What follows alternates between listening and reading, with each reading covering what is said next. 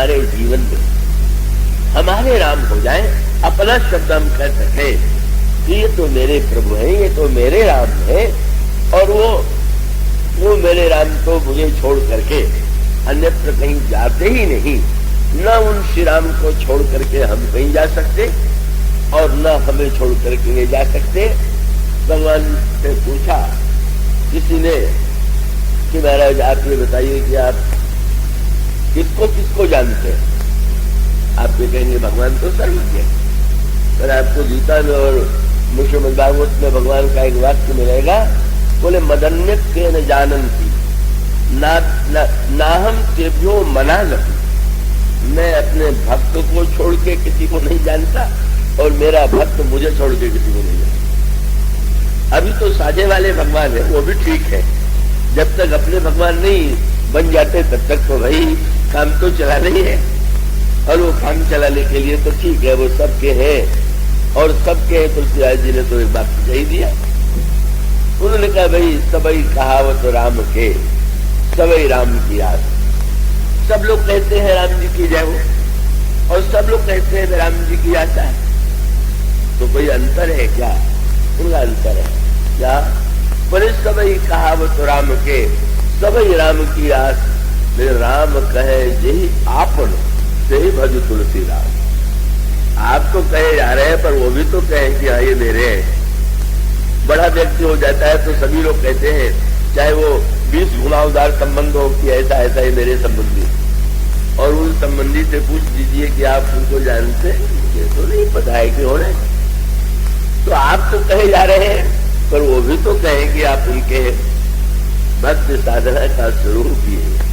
प्रत्येक ब्रह्मांड में एक एक श्री राम का अवतार, और उसमें बड़ा विचित्र स्वरूप है कि उन्होंने देखा कि दशरथ भी है, कौशल्या भी है, सब भाई भी, पर वो विचित्रता ये थी कि जितने ब्रह्मांड थे उसमें दशरथ का पाठ करने वाले व्यक्ति जो थे वो अलग अलग। ये वाउत्र में है हुआ, कहीं उन्होंने देखा कि मनु दशरथ है, कहीं उन्होंने देखा कि कश्यप दशरथ है, कहीं उन्होंने देखा कि तुंगध्वज राजा दशरथ है और कौशल्या, कहीं अदिति कौशल्या है, कहीं शत्रुपा जी कौशल्या है, कहीं सुतपा कौशल्या है।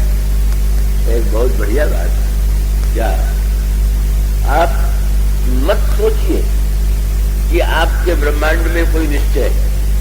आपके ब्रह्मांड में आप जिसको बनाना चाहिए उसको दशरथ, आपके अंतःकरण में दशरथ आ जाए, आपके अंतःकरण में कौशल्या आ जाए। बस उन्होंने देखा क्या, बोले अगणित भुवन फिरऊं प्रभु राम न देखो। सब बदला हुआ था, एकमात्र श्री राम को छोड़ के। वो एक ही ईश्वर जो है अलग अलग ब्रह्मांडों में अलग अलग रूपों में वो दिखाई दे रहा है। और उसका अभिप्राय ये है कि वो अनंत रूपधारी जो है अनगिनत रूपों में प्रत्येक ब्रह्मांड में है, और जहाँ जो व्यक्ति जिस भावना से उसको पाना चाहता है उसके जीवन में वो लीला आनंद दे रहा।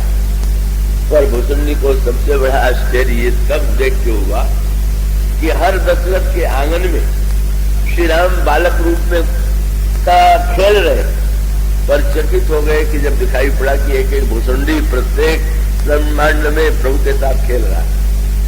मैं ही अकेला भुसुंडी नहीं हूँ। भगवान कभी कभी बता देते हैं, अपने को यही नहीं समझ ले रहा है कि जो कई अगणित देखा रे, मैं आनंद आ गया अद्भुत। एक तो एक कल्प तक ये देखते रहे, बाहर निकल करके आए तो देखा कि 2 घड़ी में सब कुछ देख लिया। 2 घड़ी में काम और 2 घड़ी में राम। ये दो के काम भी 2 घड़ी में खेल करता और राम भी 2 घड़ी का खेल करते। काम जब शंकर जी पर आक्रमण करने के लिए चला तो वहां पर भी 2 घड़ी का वर्णन आया है। दुई दंड भरी ब्रह्मांड भीतर काम कुछ कौतुक आयम। 2 दंड में काम ने स्तुति कर दिया कि धरी न काहू धीर सबके मन मन से हरे।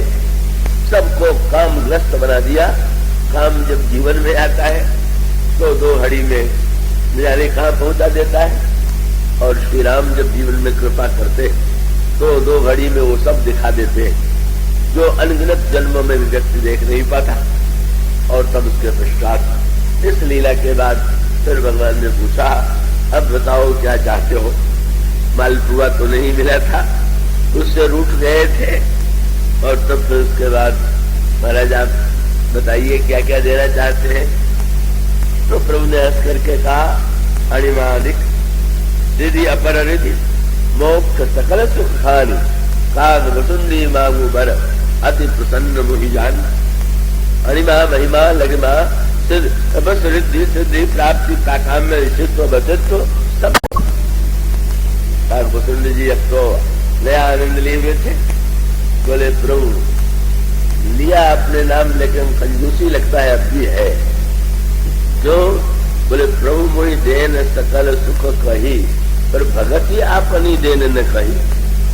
अपने भक्ति का नाम तो नहीं लिया। हंस करके फिर उन्होंने कहा महाराज मुझे कुछ नहीं चाहिए, मुझे भक्ति दीजिए। और तब प्रभु ने प्रसन्न होकर के कहा, बड़ी ऊंची बात आ गई।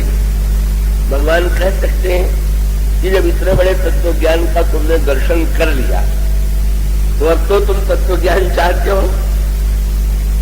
तो उन्होंने कहा नहीं महाराज मैं तो भक्ति ही चाहता हूं। इस संदर्भ में वो बात याद आती है, जगन्नाथपुरी में कोई ऐसे अपने व्यक्ति थे, उन्होंने सोचा गुरु मंत्र ले लेना चाहिए। मंत्र लिया तो गुरुजी ने जो मंत्र बताया वो बड़ा जटिल, वो बीज मंत्र तो मंत्र शास्त्र के बड़े कठिन भी, तो बेचारा उच्चारण तो कर नहीं पाता, पर गुरुजी पर पूरा भरोसा और जैसा भी याद था वो उसी को जपे जा रहा था। और वो जपते जपते जब कई दिन में तो अचानक देवी प्रकट हो गई और एक चांटा लगा दिया। आंख खोल के देखा, क्या हुआ माँ? आप आई, चांटा लगा दिया। अरे कम से कम मेरा मंत्र तो ठीक से जप, यह अशुद्ध मंत्र जप रहा। उसने चरण पकड़ लिए, उसने यही कहा कि माँ आपकी सब बात मानूंगा, पर ये बात नहीं मानूंगा कि शुद्ध मंत्र का जप कर। क्यों? बोले जिस अशुद्ध मंत्र के प्रभाव से आपको आना पड़ा उसको छोड़ के शुद्ध मंत्र के चक्कर में कौन पड़ा? इतने शुद्ध मंत्र वाले हैं, आप तो नहीं आते, किसी से नहीं कहने आते कि तुम शुद्ध कर रहे हो। ये तो बहुत बढ़िया मंत्र है माँ, इसे तो नहीं छोड़ूंगा। माँ प्रसन्न हो गई। हाँ, और उसका अभिप्राय कि उन्होंने कहा महाराज कि आपने जो कुछ दिखाया वो भक्ति के नाते से ही तो दिखाया, तो अब मैं कहूँ मुझे नहीं चाहिए कुछ, मुझे तो केवल भक्ति दीजिए। और तब प्रभु ने हंस करके यही कहा, सुनु बायस तय परम स्याना काहे न मांगती अक वरदाना। कोई सोने की दुकान पर गया, पूछा गया कि इसमें से कौन सा गहना तुम्हें चाहिए? बोले नहीं कोई नहीं चाहिए। लगा कि ये तो बड़ा त्यागी, तुम्हें चाहिए क्या? उसने कहा बस मुझे और इतने हजारों गहने नहीं चाहिए, बस सोने की खान ही काफी। तो बड़ा चतुर निकला। भगवान ने भी यही कहा कि विचित्र तुम चतुर निकले। सुनु बायस तय परम से आना काहे न मांग वरदाना सब सुख खानी भगत है मांगी। तुम बड़े चतुर निकले, तुमने तो खान को मांग लिया। और इस तरह से मानो सूत्र यह है कि आप पहले यह निर्णय कीजिए कि आपका ब्रह्मांड कैसा बना हुआ है। दूसरे के ब्रह्मांड की नकल मत कीजिए, साधना का ये रहस्य। अब ये नहीं, अब कोई जैसे पढ़ ले कि सबरी जी ने भगवान को झूठे बेर अर्पित किए और आप भी भोग लगाने के लिए बेर ही खरीद के लावे। जब भगवान को अंगूर से वो पसंद नहीं है, बेर ही पसंद है, और बेर को चख के आप भोग लगा दे तो क्या भगवान सचमुच बड़े प्रसन्न हो जाएंगे क्या? नकली साधन मत कीजिए, दूसरे की नकल बिल्कुल मत कीजिए। एक भक्त जो कर रहा है वो उस प्रकार का ही बना हुआ है। जब ये कहा गया कि वाल्मीकि ने उल्टा नाम का जप किया, शंकर जी का रूप अलग, शिव का मार्ग अलग, वाल्मीकि का मार्ग अलग, गणेश का मार्ग अलग, और सबके लिए जो आनंद है उस आनंद को अगर आप गहराई से विचार करके देखें तो हम ये अनुभव इन पात्रों के द्वारा कर सकते हैं कि इनमें से हमारा अंतःकरण अंतःकरण जो है वो किस प्रकार का बना हुआ है। हम शिव के निकट हैं कि हम ब्रह्मा के निकट हैं कि गणेश के निकट हैं कि वाल्मीकि के निकट हैं कि गोस्वामी जी के निकट हैं। और तब आप यह जब उस पद्धति से अब आपने निर्णय कर ले कि वाल्मीकि जी ने तो उल्टा नाम जप किया था तो हम भी आवाज से राम राम नहीं मरा मरा जपेंगे, ऐसे बोल मत कर बैठिएगा। वाल्मीकि का मरा मरा भी सार्थक है, आप उनको मरा मरा करने दीजिए।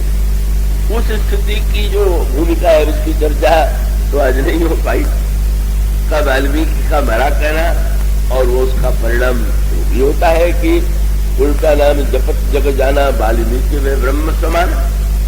वाल्मीकि साक्षात ब्रह्म के समान हो गए, जो शुद्ध उच्चारण नहीं कर पाता था। श्री राम नाम इतना सरल नाम उसको भी शुद्ध नहीं बोल पाता था, तो इतना बड़ा कवि हो गया जो उसने भगवान राम के रामायण की रचना कर दिया। ऐसा प्रभाव अगर वाल्मीकि की भूमिका में आपका अंतःकरण है तो आप मरा के द्वारा भी कल्याण प्राप्त कर सकते हैं। पर दूसरे को तो अर्थ यही लेना है कि जब उल्टे नाम से ये फल मिला तो सीधे नाम से जो कहा गया है उसका सही उपयोग करना चाहिए।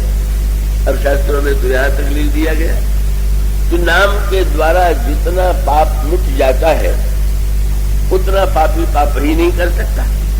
बड़ा बढ़िया मंत्र मिल गया, खूब पाप कीजिए और कह दीजिए कि अब वो तो एक नाम से पाप मिट जाएगा। मानो यह जो वाक्य है, ये जो उपदेश है वो सब है आपके सामने, सारी साधना के मार्ग आपके सामने है।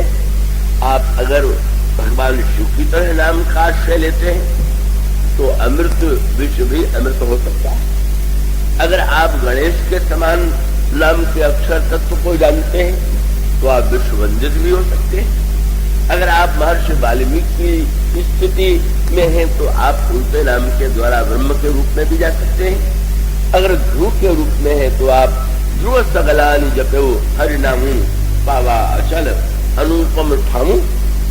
और समस्त ये जो नाम की महिमा है उसका अनुभव यदि नहीं हो रहा तो इसलिए हो रहा है कि हम ठीक निर्णय नहीं कर पा रहे हैं कि हमारी रामायण कौन सी है और हमारी रामायण में जो भगवान है उसमें हम कौन है, हमारी भूमिका क्या है। और हमारी भूमिका के लिए जब उसका आनंद कोई व्यक्ति एक बार पा लेता है तब वो निर्णय कर लेता है कि वो अपने राम को, उसका वो जो नाम तत्व है उसमें तो सब कुछ है, पर सब कुछ होते हुए भी आप जो पाना चाहते हैं उसको पाने का एकमात्र उपाय यही है कि हम उसी मार्ग पर चल पड़े।